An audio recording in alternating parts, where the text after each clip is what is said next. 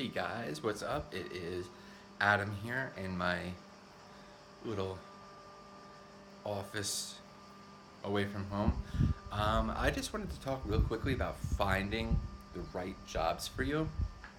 Um, I don't know if you know this, but you can actually take the specific jobs that you want to look for, whether it's um, like landing page help or writing copy or just fixing computer issues. Um, I'm not sure if you know this, but there's a way in Upwork to filter out exactly what you're looking for. And again, I've heard other people saying that like you don't want to do this, but I think you're crazy not to. It's a little trick I learned early on when I was trying to find the right jobs for me.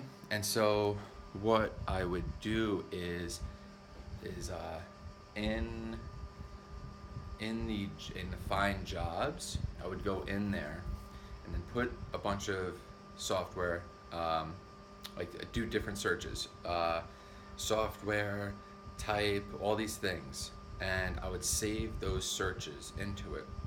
So now when you go to my job feed or for finding jobs, it's all relevant stuff. And now you can take that feed and that video, by the way. And so you could take that, sorry, you could take that feed and then put that into an RSS feed, and then you can take that RSS feed and hook it up to, say, Evernote. I think that's what I was using at the time. Um, so you hook it up to Evernote, and now on your phone, every time one of these jobs come through that are relevant to you, you just get it on your phone, and then you can tap right into to Upwork. This isn't totally necessary anymore because the app on the phone is pretty good now. It wasn't 2 years ago, but now, I mean, as long as you have that feed set up, you get relevant jobs all day. So if you're not taking advantage of the app, I highly recommend it because you can see all your targeted jobs, hit them, apply to them, and you know and work on a numbers game, and you're not spending too much time on each proposal. Now, when you're applying to these jobs, I would say don't be a robot.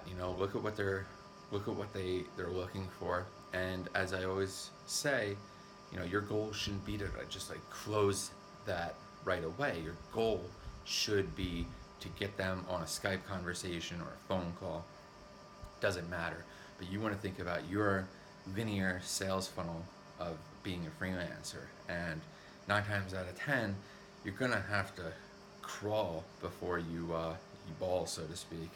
So yeah, it's a lot easier of a sell to get someone on the phone versus have them hire you for $10,000 to $15,000 right off the bat.